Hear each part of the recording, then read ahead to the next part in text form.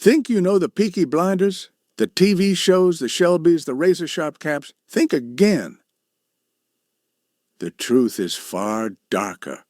Long before the cameras, the streets of Small Heath were ruled by boys who were feared, ruthless, and unstoppable. They fought, schemed, and survived by any means necessary, and history almost forgot them. Tonight, you're about to see the Peaky Blinders like never before, the real gang behind the legend, and I want to hear from you. Do you think they were just street kids or true criminals? Comment your thoughts below.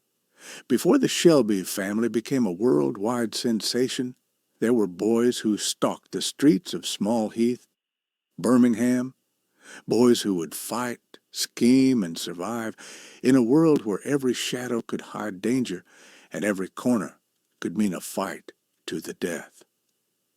These were the real Peaky Blinders. They weren't rich. They weren't powerful in the traditional sense. They weren't kings in a palace. They were street-born, working-class young men, often no older than 16 or 17, hardened by poverty, by the smell of smoke and soot, by the ceaseless grind of factory life and overcrowded neighborhoods. They learned early that respect had to be earned and fear had to be commanded. Life was cheap, and survival depended on cunning, strength, and a willingness to do whatever it took. The streets of Small Heath in the 1890s were a maze of narrow alleys, cobblestone roads slick with rain and horse waste, lined by factories pumping smoke into the sky. The clatter of carts, the clang of metal, and the distant roar of machinery filled the air, creating a chaotic backdrop for a city teeming with people, ambition, and crime. It was here that the Peaky Blinders learned to read the streets, to anticipate danger, and to strike before anyone else could. Their territory was not marked by signs or fences. It was defined by reputation, by the whispered warnings of neighbors, by the fear they inspired in anyone who dared to challenge them. They moved like shadows, often in small groups, wearing flat caps pulled low over their eyes, long coats to conceal weapons, and heavy boots that made every step purposeful, every movement threatening. Their name, the Peaky Blinders, is said to have come from the razor blades sewn into the peaks of their flat caps. While some historians argue that not every member carried a blade, the threat was enough to instill fear. To see a flat cap tipped toward your eyes in the dim light of an alleyway was to know you were in the presence of danger, and the gang's reputation did the rest. They were not just street fighters, they were opportunists, intelligent in their criminality. A robbery at a pub, a mugging in an alley, a threat to a shopkeeper who refused to pay protection money. None of this was done haphazardly. Every act of violence, every intimidation was calculated to expand influence and ensure survival. Life for a Peaky Blinder was a constant gamble. Each day was a negotiation between survival and ambition. Food was scarce, money even scarcer, and respect was the currency that truly mattered. Many of the boys had grown up without fathers or in broken families, and the streets became their school, their playground, and their battlefield. Fights could erupt over the smallest slights, a glance, a word, or even a look that suggested disrespect. And yet, these boys were strategic. They understood psychology before it had a name. They knew that a gang seen walking confidently down the street could stop trouble before it began. Fear was a weapon as sharp as any blade, and the Peaky Blinders wielded it expertly. They moved with a rhythm, a pattern that became as recognizable to the city as the factories and the horse-drawn carts.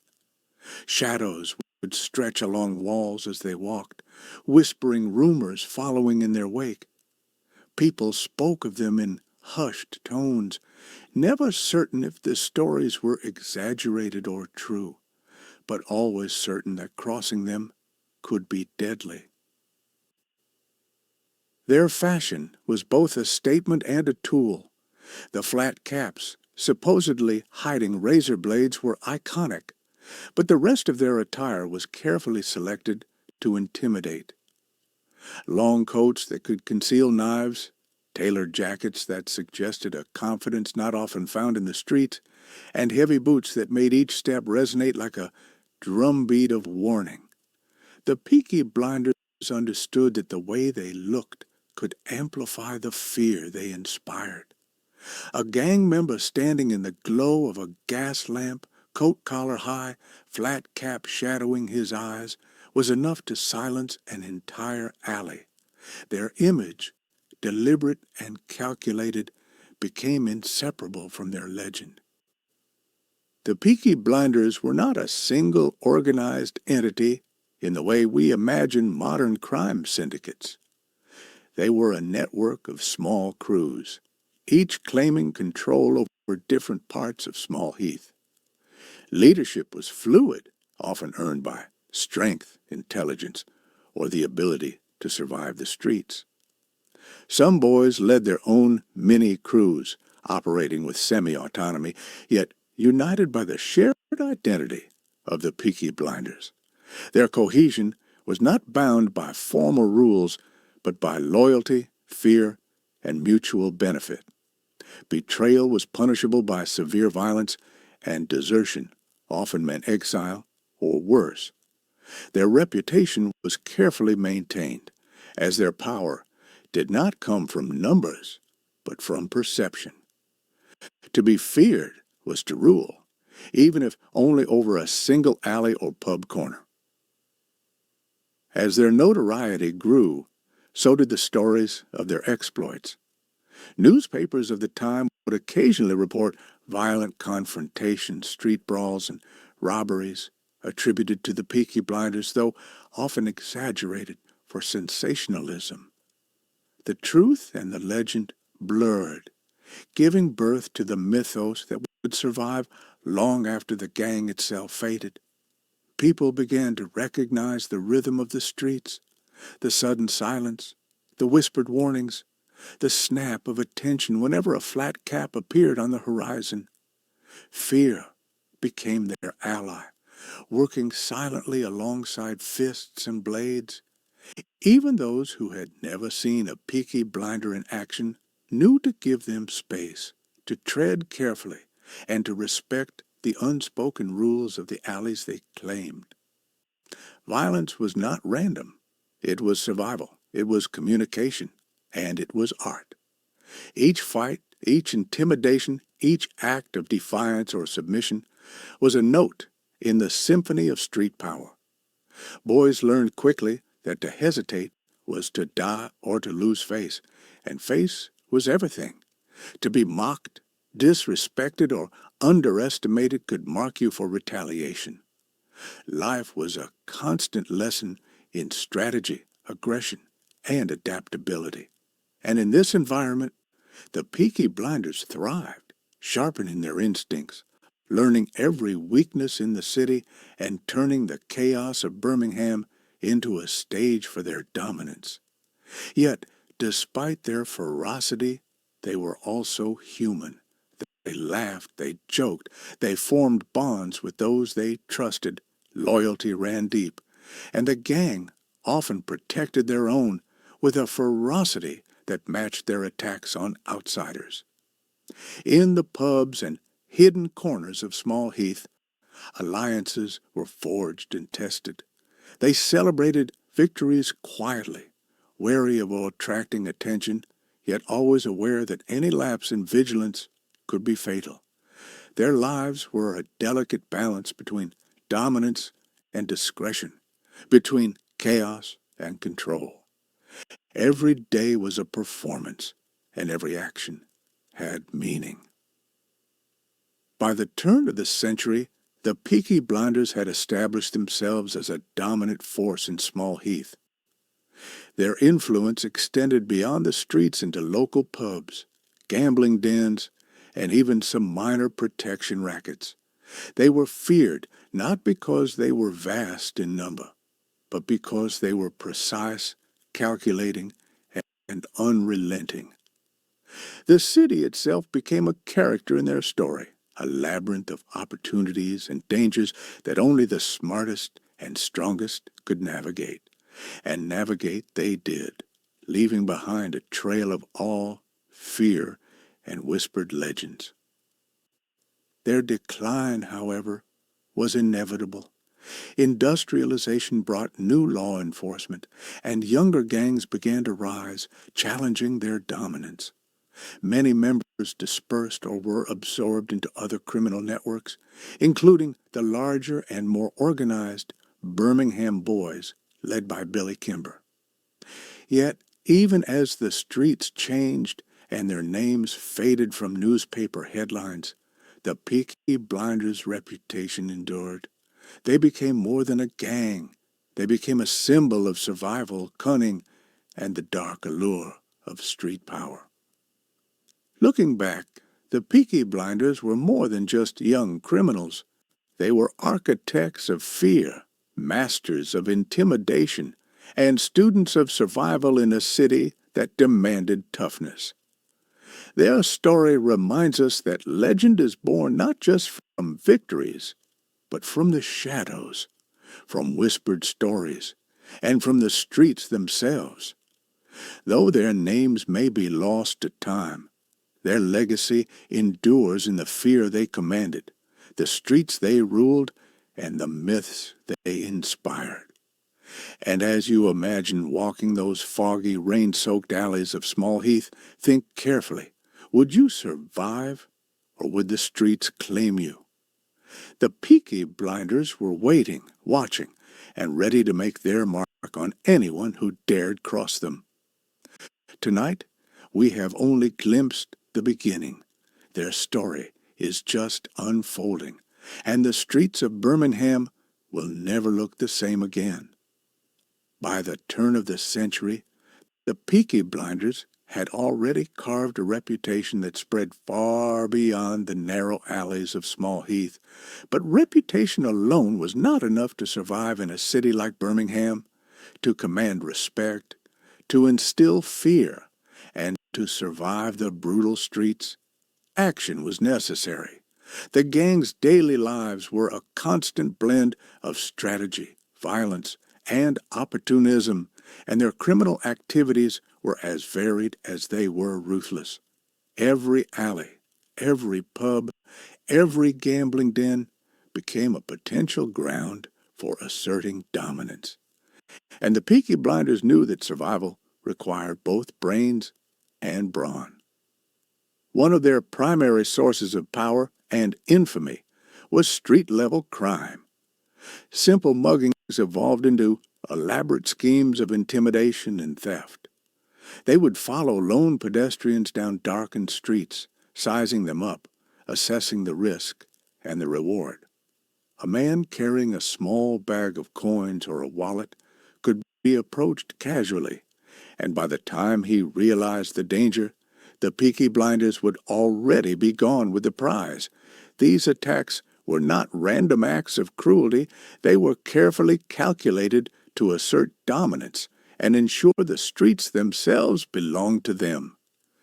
The gang moved like predators, watching, waiting, and striking with precision. But the streets were not their only territory. Pubs, taverns, and local shops became arenas of influence.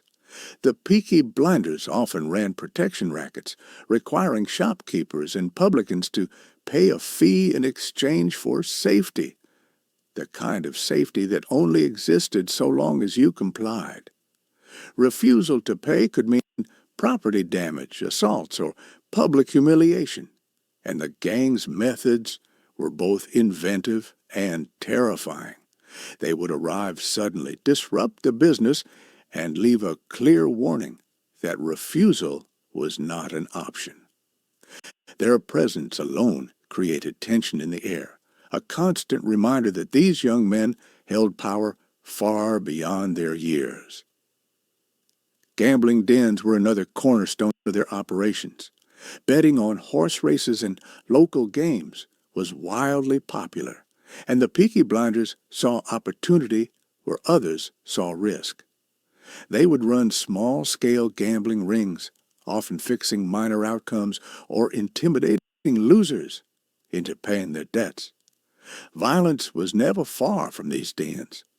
A refusal to settle could end in a broken jaw, a cut across the face, or worse.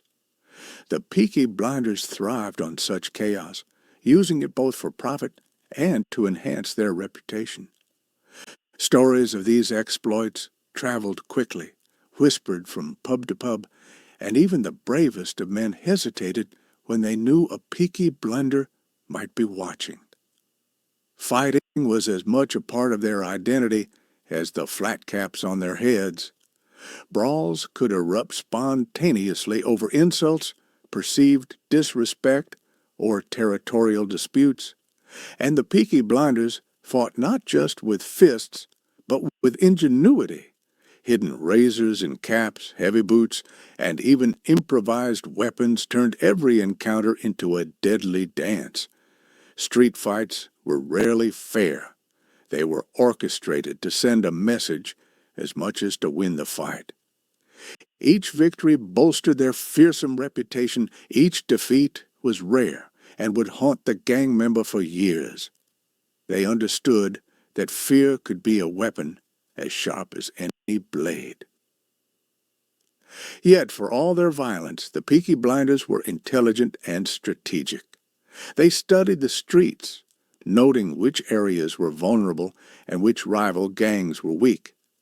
Ambushes were planned carefully. Fights were staged to maximize intimidation and minimize risk. They were not reckless. Each action had purpose, whether it was to extract money, expand influence, or solidify their reputation. And in a city teeming with other criminal elements, this combination of cunning and brutality allowed the Peaky Blinders to dominate beyond what their small numbers would suggest. As their power grew, so did conflicts with other gangs. Rival street crews, smaller in number but often desperate, challenged the Peaky Blinders for territory. These clashes could be bloody and chaotic, spilling into the streets with crowds of terrified onlookers.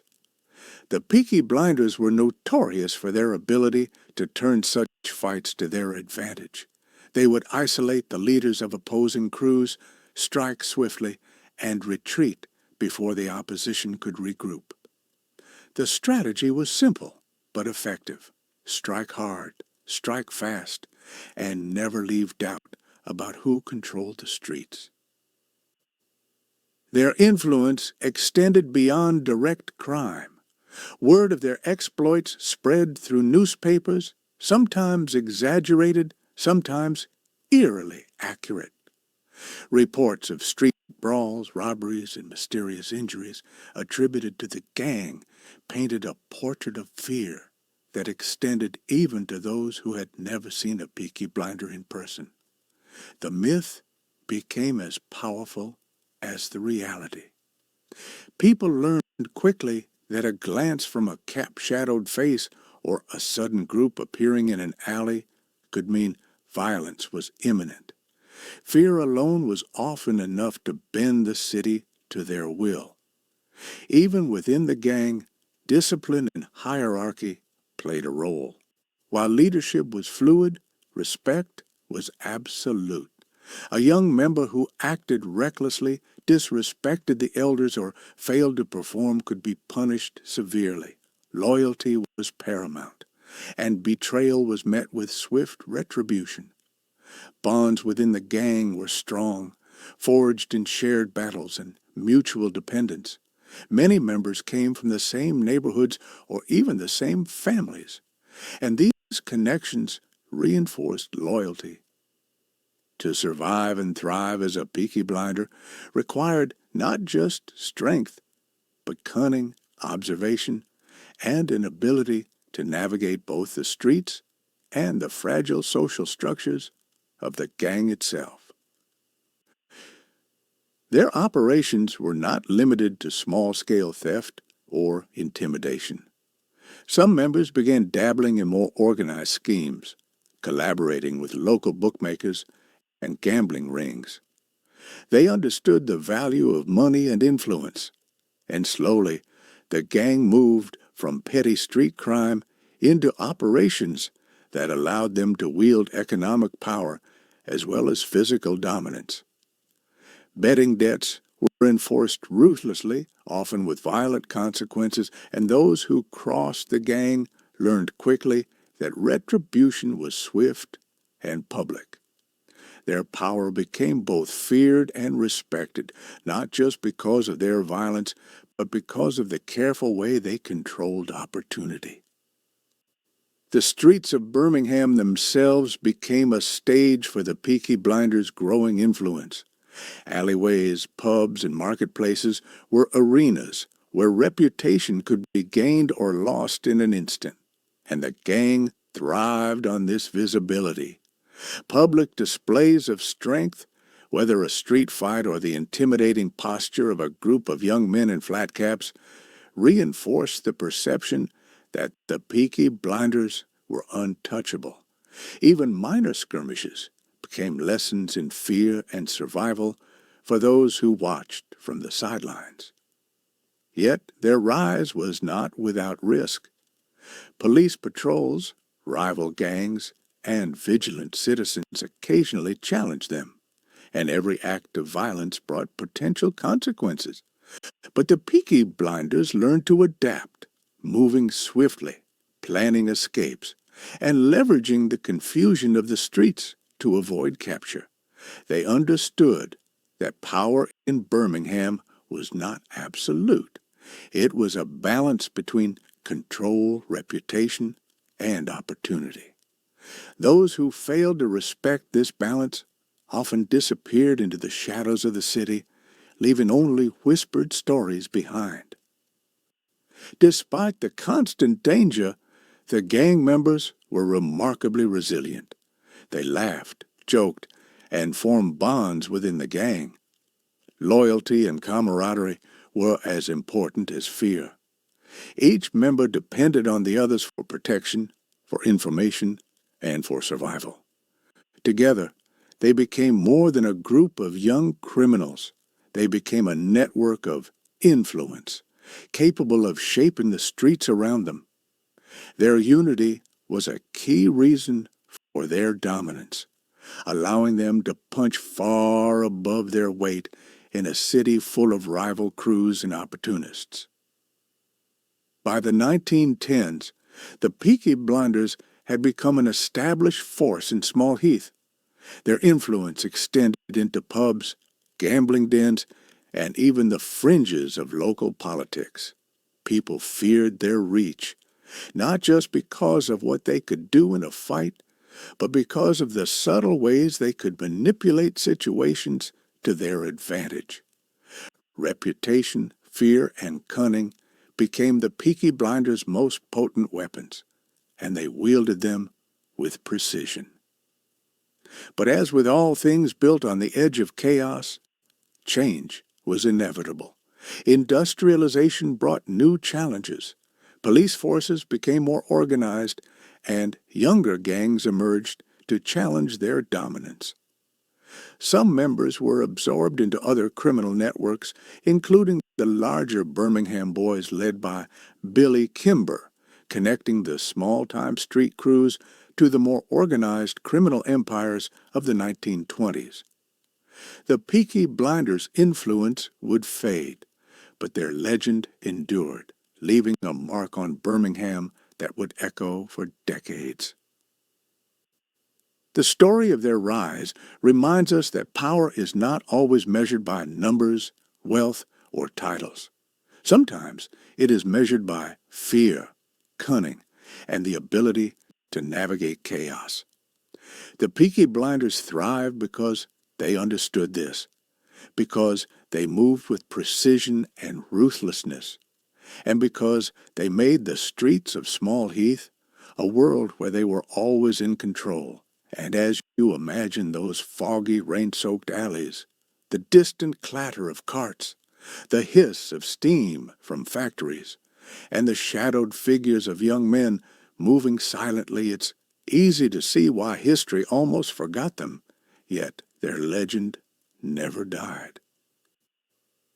The Peaky Blinders were more than a gang. They were a symbol of survival, cunning, and the dark allure of the streets. Their story, filled with violence, strategy, and audacity, set the stage for the criminal underworld that would follow in Birmingham and beyond. And while the world may now know them through TV and fiction, the truth, the grit, the fear, and the reality of their rise is far more terrifying and fascinating than anything the screen can portray. By the time the Peaky Blinders had cemented their presence in Small Heath, the streets were no longer simply a playground. They were a battlefield. Their rise had not gone unnoticed, and other gangs, smaller but no less desperate, began to challenge them for control. Rival crews emerged from the shadowy corners of Birmingham, each claiming their own territory, each eager to assert dominance. Tension simmered in the narrow alleys behind pubs and in the marketplaces, and every confrontation had the potential to explode into violence. The Peaky Blinders, however, were not ordinary street kids. They understood the delicate balance between fear, power, and strategy. They did not fight recklessly. They fought with purpose, turning even spontaneous clashes into calculated demonstrations of power.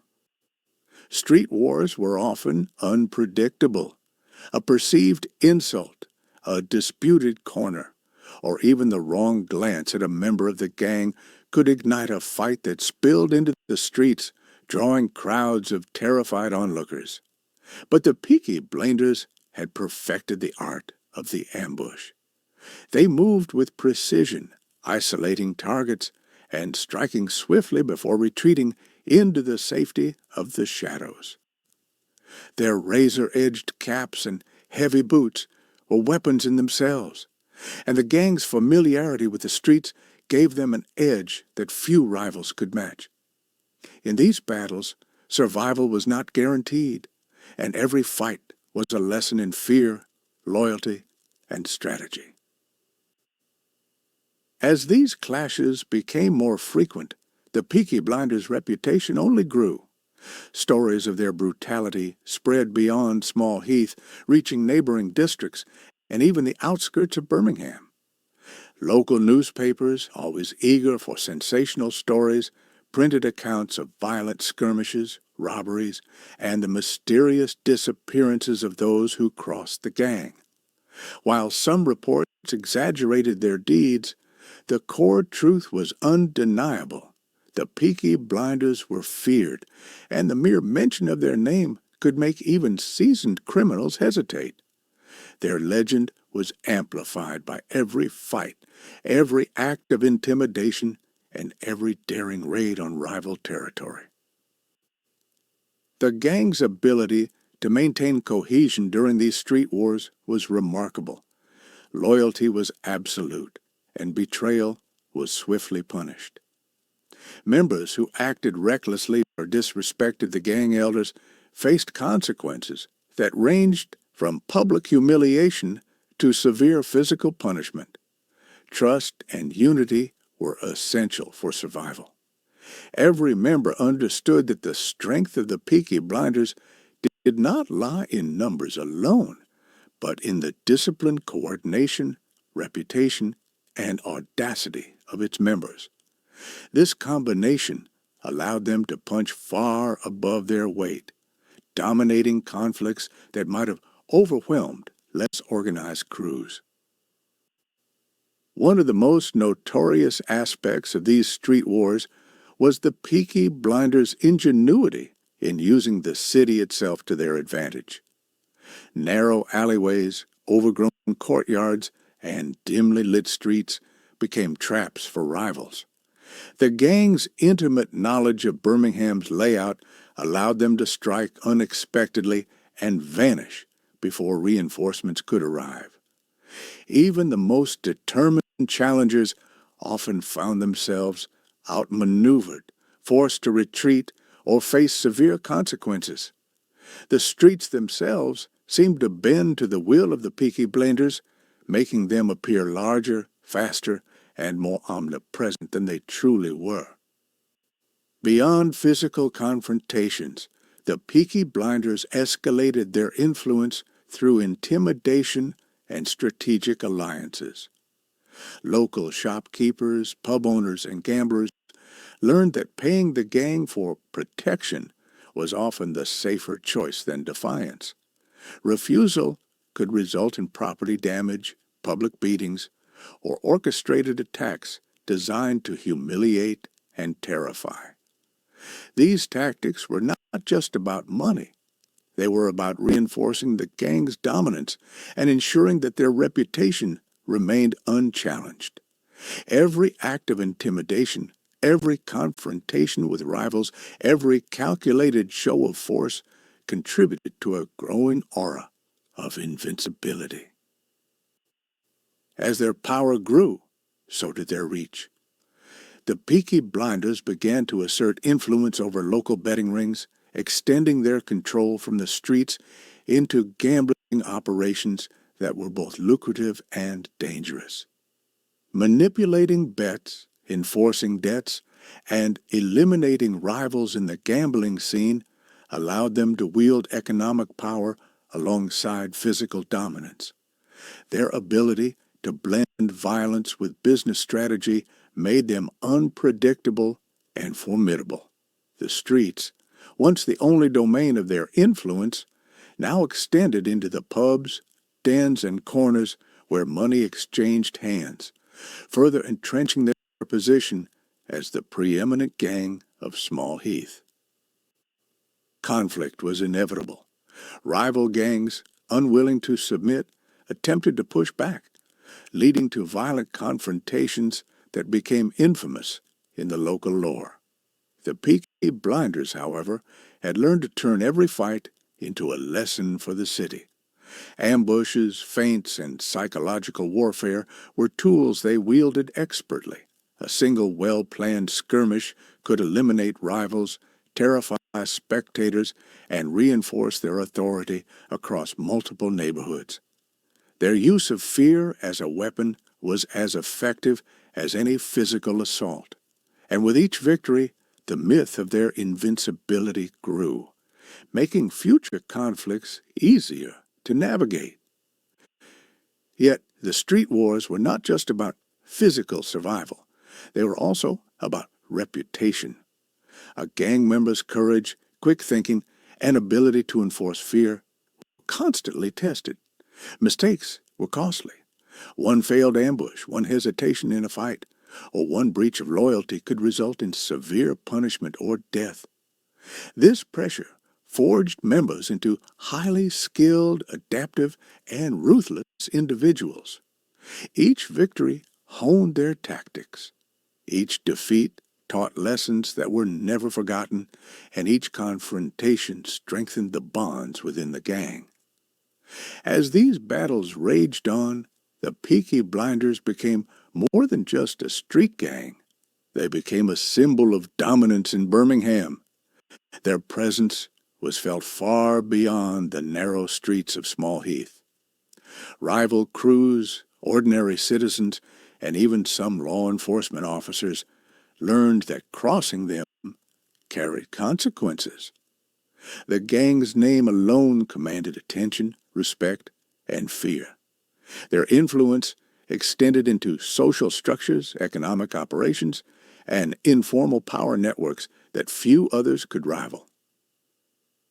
The escalation of street wars also brought about moments of notoriety that would echo through history. Entire neighborhoods would fall silent at the approach of the gang.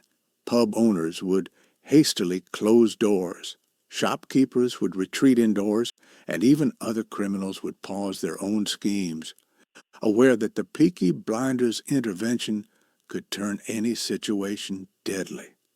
The gang had mastered the art of psychological control, ensuring that their reputation as unstoppable enforcers preceded them. Fear became a constant companion to all who lived in or passed through their territory. Despite the chaos, the Peaky Blinders were strategic in choosing their battles. They avoided unnecessary risks, targeted rivals with precision, and maintained the loyalty of their own members. Each skirmish, each act of intimidation, and each show of force was designed to consolidate their power rather than recklessly expend it. This calculated approach allowed a relatively small gang to dominate the streets for years, outperforming larger and less disciplined rivals. The gang's influence extended beyond crime and violence. Their reputation became a form of currency. Respect, fear, and notoriety allowed them to negotiate, intimidate, and manipulate situations without direct confrontation.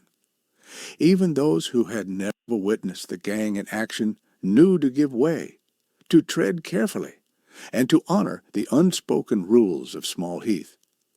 Their dominance was not just physical, it was psychological, social, and economic.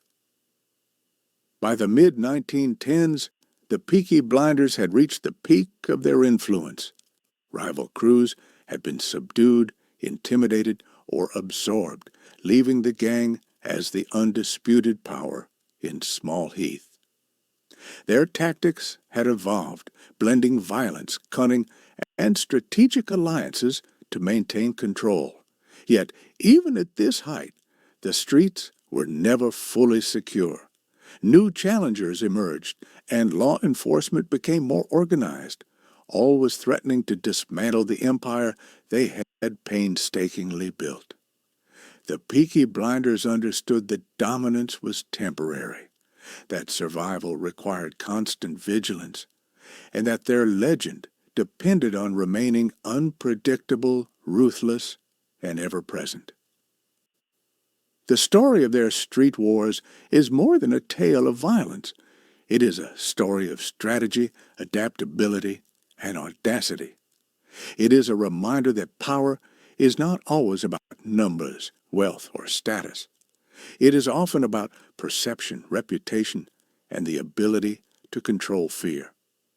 The Peaky Blinders mastered this art, turning Small Heath into a kingdom of shadows where their word, their threat, and their presence ruled all. And as you imagine the foggy streets, the narrow alleys, and the shadowed figures moving silently under gas lamps, it is easy to see why their legend survived long after their battles ended, long after the streets of Birmingham began to change.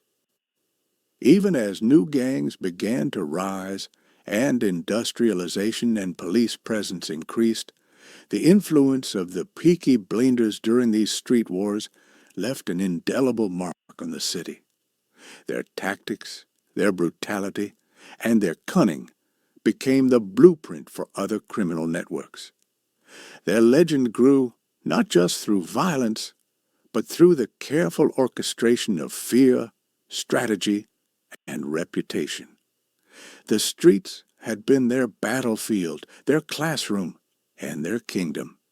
And every challenge they faced, every rival they crushed, added another layer to the mythos that would inspire generations. In the end, the Peaky Blinders' rise through the streets of Birmingham shows that true power often lies in audacity, cunning, and the ability to exploit both fear and opportunity. Their street wars, their clashes with rivals, and their escalating influence solidified them as the most formidable gang of their era, a force whose name would echo far beyond the cobblestones of Small Heath. The streets had been conquered not through sheer numbers, but through a combination of strategy, loyalty, intimidation, and ruthless efficiency. And while time would eventually move on, the legend of the Peaky Blinders, born from these bloody, chaotic, and calculated battles, would live forever. As the Peaky Blinders solidified control over Small Heath, their ambitions began to outgrow the narrow alleys and dimly lit pubs of their home turf. Survival and fear had once been enough, but by the mid-1910s, the gang was no longer content to remain local enforcers.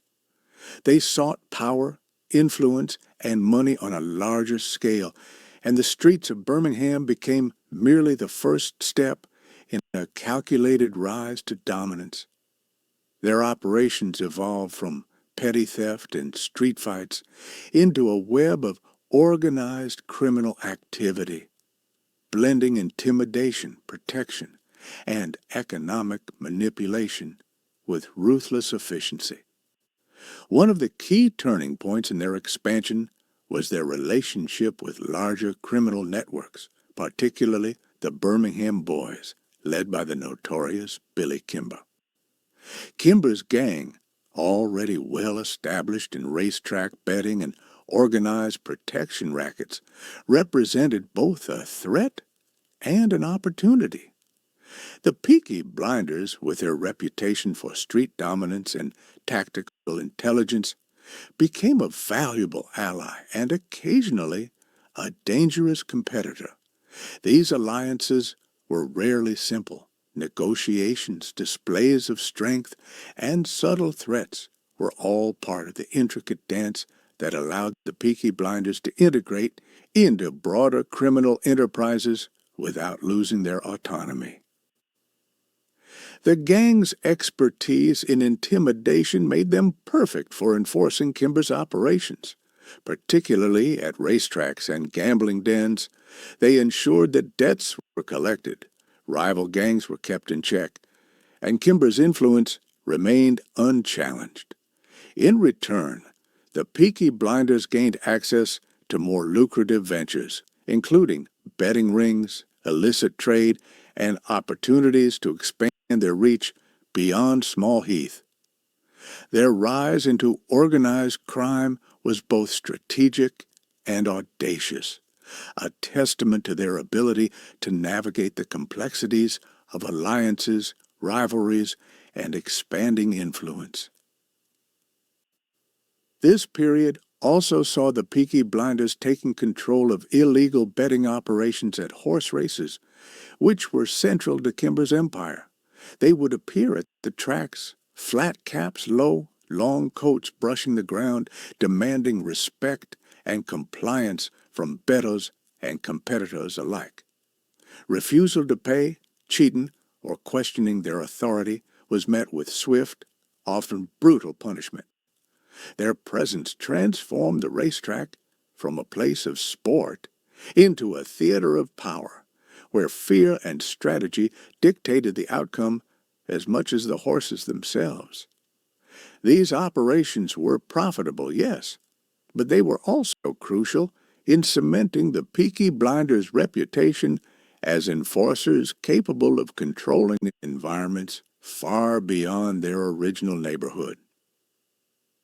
The gang's transition into organized crime required more than muscle. It required intelligence, planning, and adaptability. Members learned to read the intentions of rivals, anticipate moves, and exploit weaknesses. Ambushes became more sophisticated, threats more nuanced, and alliances carefully cultivated. The Peaky Blinders were no longer just young street fighters. They had become skilled tacticians, balancing violence with diplomacy, fear with negotiation, and loyalty with pragmatism. Their influence spread like a shadow over Birmingham, touching not only Small Heath, but neighboring districts, racetracks, and even political circles where corruption could be leveraged. Conflict, however, remained inevitable.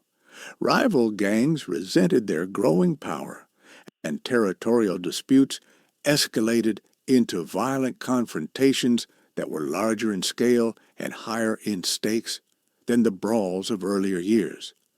Ambushes at racetracks, skirmishes in pubs, and street battles became more organized, almost militaristic in execution.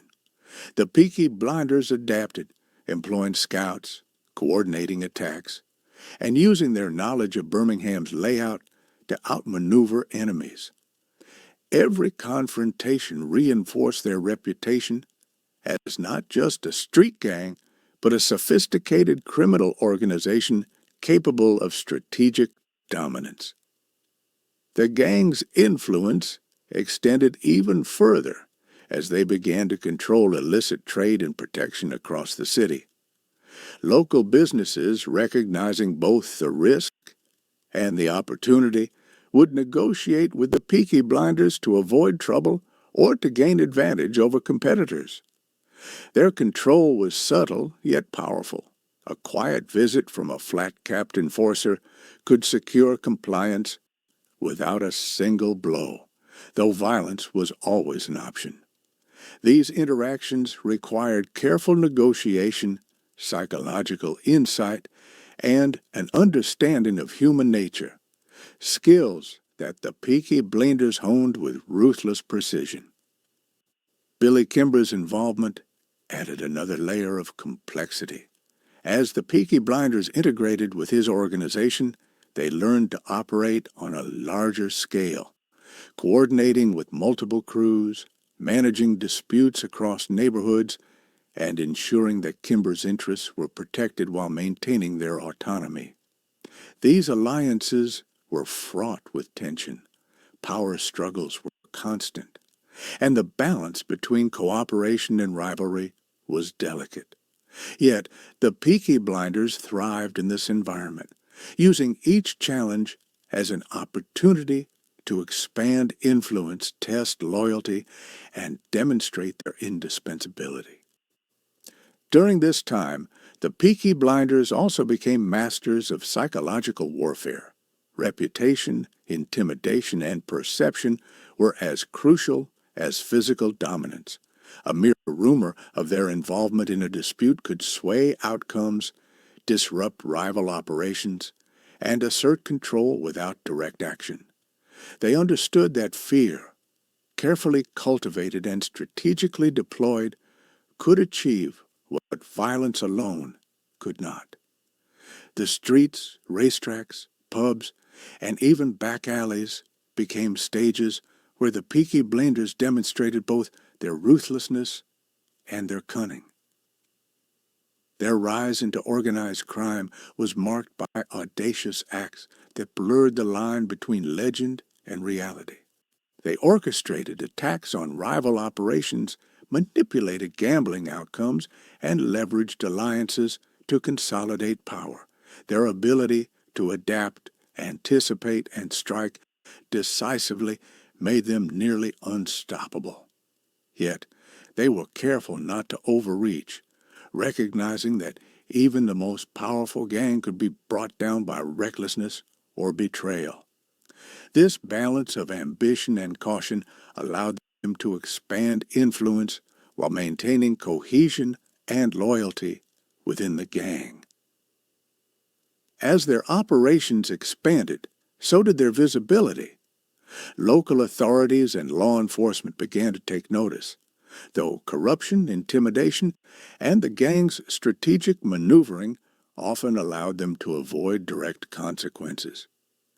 They became a shadow presence in Birmingham, capable of shaping events without always being seen. Their blend of violence, intelligence, and psychological control made them formidable in a way that few rivals could match. They were no longer just the Peaky Blinders of Small Heath.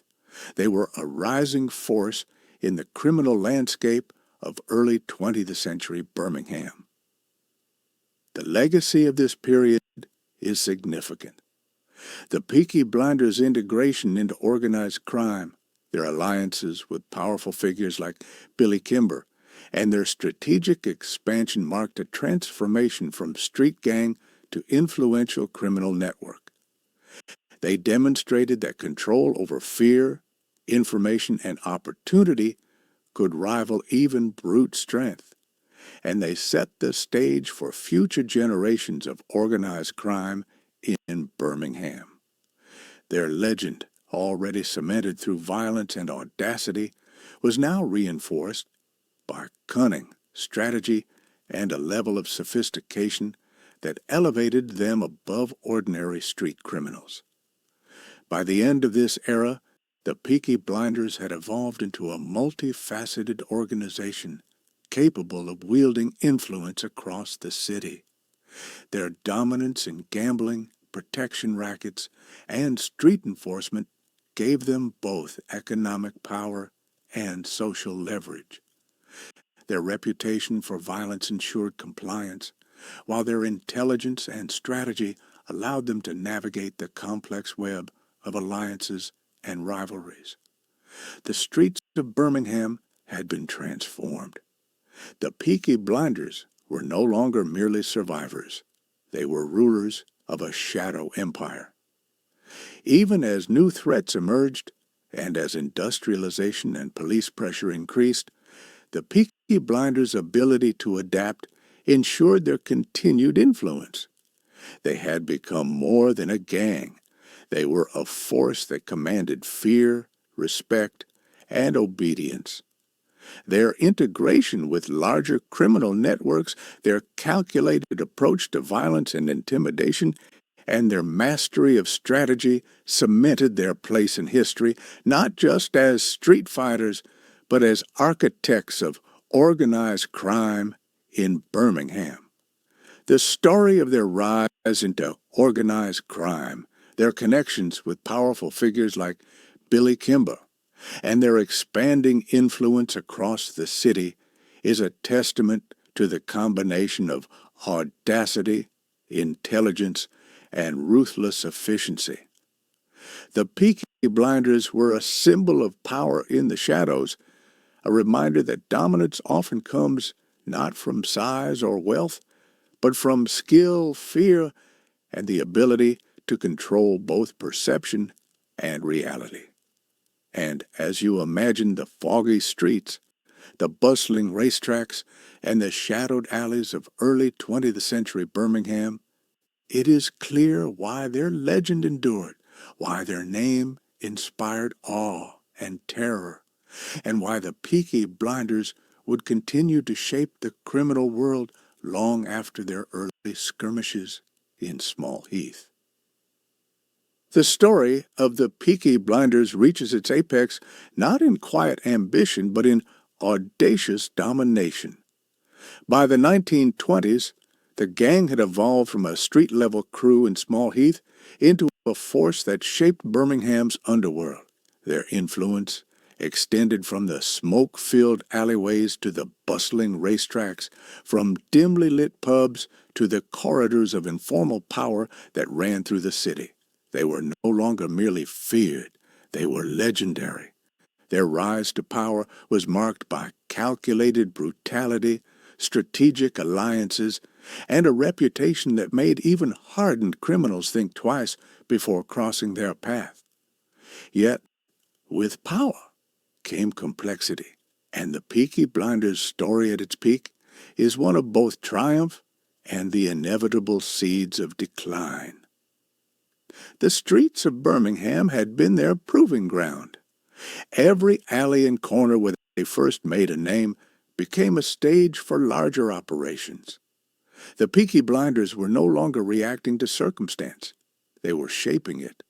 Their activities now included a wide array of organized crime: betting and gambling control, protection rackets, extortion, smuggling, and strategic intimidation.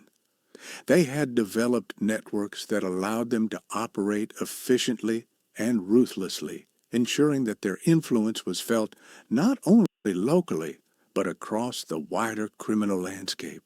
Where once a single flat-capped gang member could dominate an alley, now entire crews coordinated to control racetracks, pubs, and illicit markets, enforcing compliance with both fear and opportunity. At the peak of their power, the gang's internal structure became more formalized. Leadership was still rooted in respect, strength, and loyalty, but the complexities of managing larger operations required delegation and coordination. Senior members oversaw specific territories, racetrack operations, and enforcement duties. Communication within the gang was precise, strategic, and often coded. Rival gangs and law enforcement learned that any attempt to disrupt the Peaky Blinders required not brute force alone, but careful planning. The gang had transformed from street-level fighters into organized operators, blending cunning with violence to maintain control. Billy Kimber remained a significant influence, both as an ally and a challenge. His Birmingham boys provided a framework for the Peaky Blinders to expand into more lucrative operations, particularly in racetrack betting and organized protection. The Peaky Blinders enforced Kimber's interests while maintaining autonomy, a delicate balance achieved through careful negotiation, subtle intimidation, and occasional shows of brute force.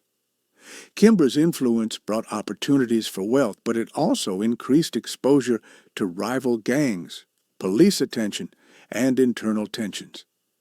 The relationship was symbiotic yet tense, highlighting the complexities of criminal alliances at a large scale. Despite their dominance, the Peaky Blinders were not immune to conflict. Rival gangs continued to emerge, emboldened by ambition or desperation, challenging their authority and testing their strength. These confrontations were larger, more strategic, and often more dangerous than anything the gang had faced in their early years. Ambushes were planned with military precision. Streets, alleyways, and racetracks became battlefields where the Peaky Blinders demonstrated their skill, ruthlessness, and ability to outmaneuver opponents. Violence was calculated, designed to instill fear, reinforce dominance, and eliminate threats before they could grow. Each victory solidified their reputation, but each skirmish also revealed the fragility inherent in maintaining dominance over a volatile urban landscape. Law enforcement became increasingly involved, though corruption, intimidation, and the gang's strategic maneuvering often allowed them to avoid direct consequences. Police patrols, magistrates, and local authorities recognized the gang's influence, but found it difficult to dismantle. Bribes, threats, and manipulation were as effective as physical force. The Peaky Blinders understood that maintaining dominance required managing not only rivals, but also the institutions that could challenge them. Their interactions with law enforcement were a delicate dance, blending confrontation with calculated compliance, ensuring that they remained untouchable while projecting an image of chaos and danger. Internally, tensions began to surface as the gang reached its peak. Ambition, envy, and personal rivalries created friction among members. Decisions about leadership, territory, and operations occasionally sparked disputes, threatening unity. These conflicts were often resolved through displays of authority or violence, reinforcing the principle that loyalty and obedience were paramount. Yet, internal discord was a natural consequence of the gang's growth. As operations became more complex, as wealth and influence increased, maintaining cohesion required constant vigilance and strategic management. The Peaky Blinders' influence extended beyond mere criminality. They became cultural icons within Birmingham's underworld. Their style, behavior, and audacity inspired both fear and admiration. Flat caps with razor edges, tailored jackets, and long coats became symbols not just of identity, but of power. Their presence in a pub, at a racetrack, or on the street carried weight. They were architects of their own legend, manipulating perception and reality to maintain dominance. Stories of their exploits, whether fact or embellishment, spread through newspapers, whispered conversations, and local lore, amplifying their reputation far beyond their immediate reach. As their operations grew, the stakes increased. The Peaky Blinders expanded their involvement in gambling, controlling betting at racetracks and clandestine games. They manipulated outcomes, enforced debts, and eliminated competitors with ruthless efficiency. This combination of economic influence and physical dominance allowed them to operate with a level of control that rival gangs could not match. Their reputation as enforcers ensured compliance, while their intelligence and strategic planning made them nearly untouchable. They had become masters of a system where fear, skill, and cunning dictated the flow of power. Yet, power is never absolute, and the Peaky Blinders' success attracted both attention and challenge. Rival gangs, emboldened by opportunity or desperation, tested their strength. Law enforcement, increasingly organized and aware of the gang's methods, began targeted operations. Betrayal and dissent within the gang itself created additional vulnerabilities. Each of these threats required vigilance, strategy, and the occasional ruthless act to neutralize. The balance between dominance and survival was delicate, and any misstep could trigger a cascade of consequences. The Peaky Blinders navigated this landscape with precision, but the challenges were relentless. As the 1920s progressed, the gang faced external pressures from multiple fronts. Industrialization was reshaping Birmingham, altering neighborhoods, and introducing new policing methods. Rival criminal networks evolved, incorporating tactics that challenged the Peaky Blinders' traditional methods of dominance. Even within their own ranks, generational changes, personal ambition, and the pressures of managing increasingly complex operations began to test loyalty and unity.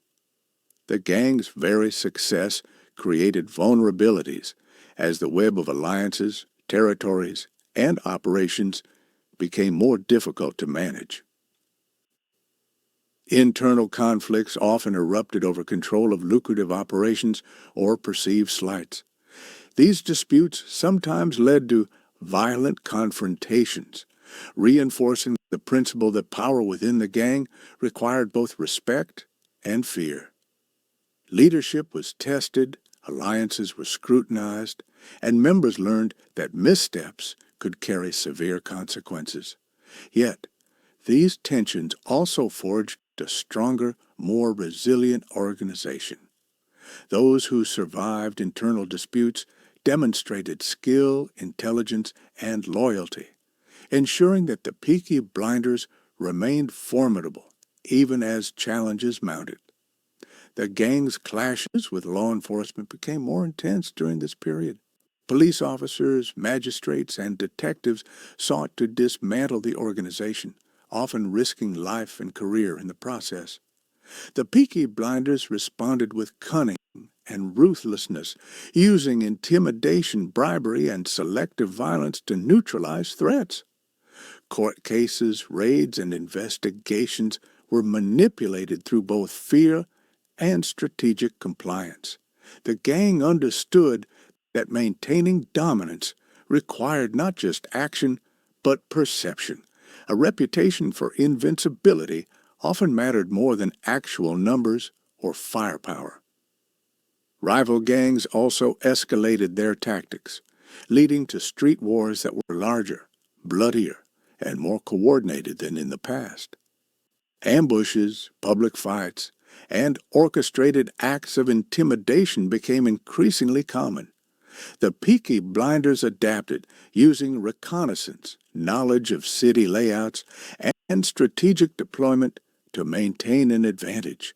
They leveraged fear, timing, and precision, ensuring that their dominance remained unchallenged.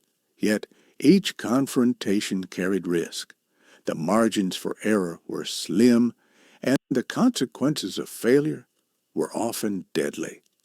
Despite these pressures, the Peaky Blinders' peak was marked by remarkable achievement. They controlled key territories, dominated betting operations, maintained loyalty among members, and influenced rival gangs and local authorities alike. Their combination of violence, intelligence, and strategy made them a force that shaped Birmingham's criminal landscape. They were both admired and feared, a symbol of power in the shadows, and a reminder that dominance often arises not from brute strength alone, but from the clever application of fear, influence, and skill. Yet, as with all criminal empires, decline was inevitable. The pressures of maintaining power, combined with external threats and internal discord, began to erode the gang's cohesion. Police became more effective, rival gangs more organized, and societal changes introduced new challenges. The Peaky Blinders, once invincible in the alleys and pubs of Small Heath, faced a world that had evolved beyond the simple rules of street dominance. Internal tensions, once manageable, began to destabilize operations. Disputes over territory, control of lucrative operations, and personal ambition created fractures within the gang.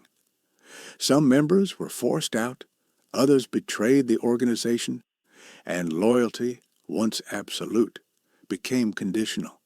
These cracks, combined with increasing law enforcement pressure and competition from rival gangs, marked the beginning of the end for the Peaky Blinders as the dominant force in Birmingham.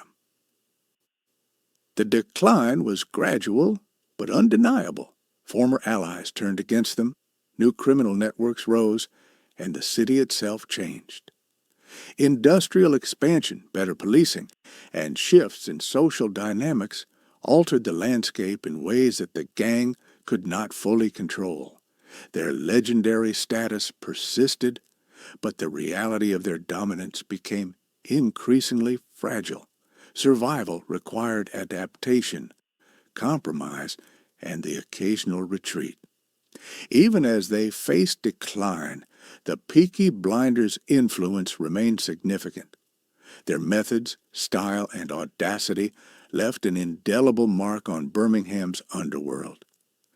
They demonstrated the power of fear, strategy, and cunning, providing a blueprint for criminal operations that would persist long after their dominance faded.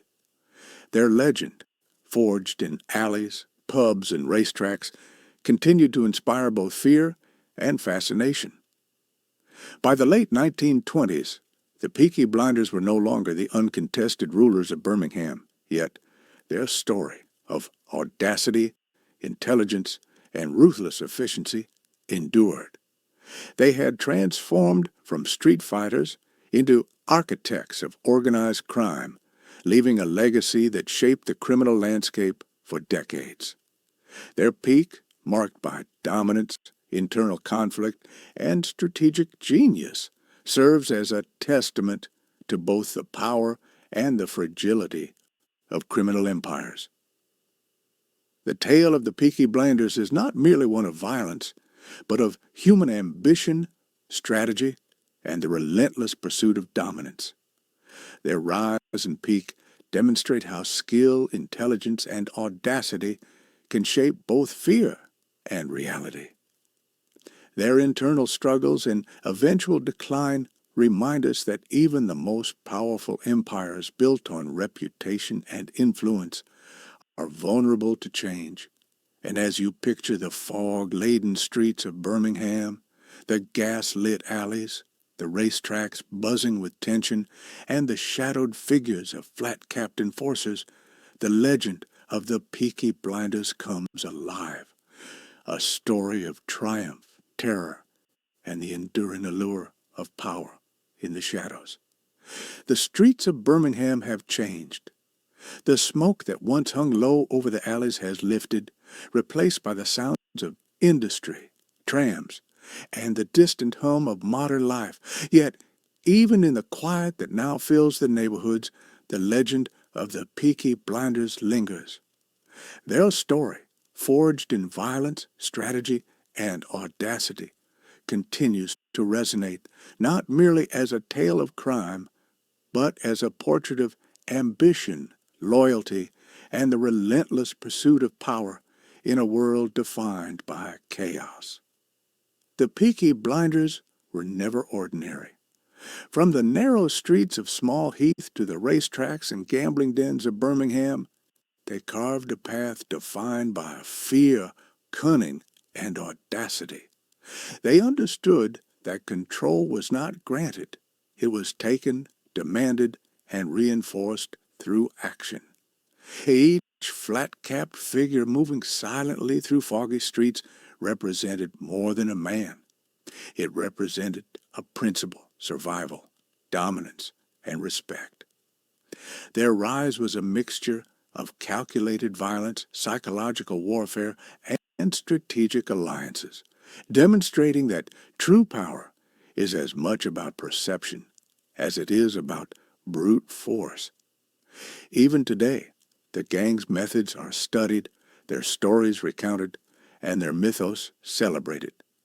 Flat caps with hidden blades, long coats, heavy boots, and razor-sharp minds became symbols of their identity, inspiring fear and fascination in equal measure.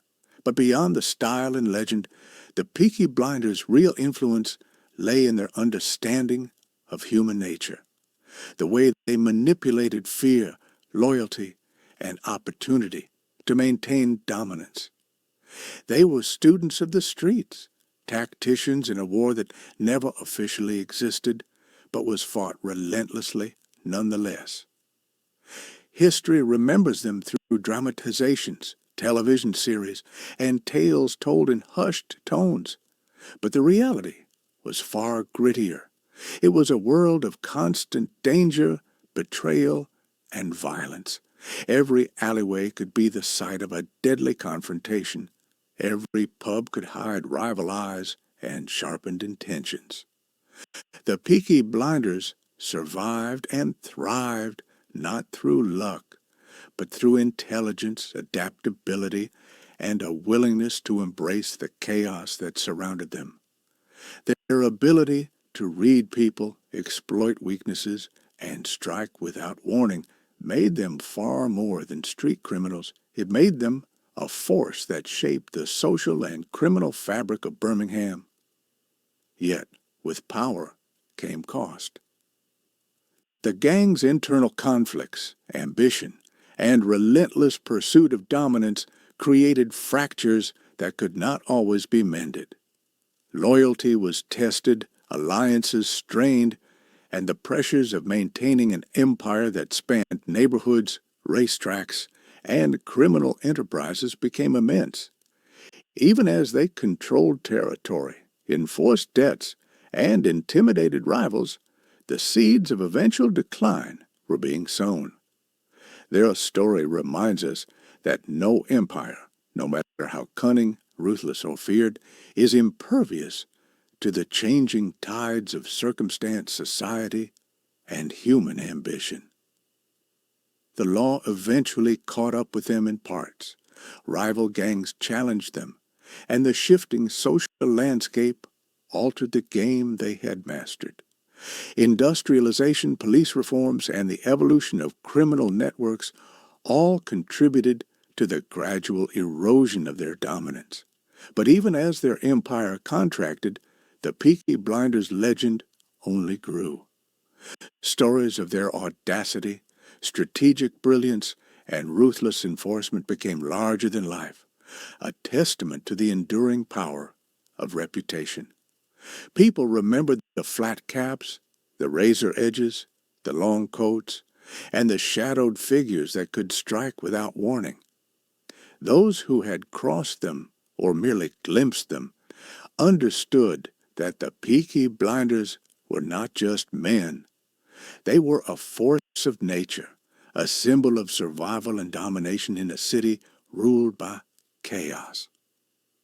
The gang's rise and eventual decline also offer lessons beyond the streets. Their story is one of ambition and strategy, of understanding human behavior, of leveraging fear and loyalty to achieve influence. It is a story that transcends time, offering insights into leadership, cohesion, and the dynamics of power.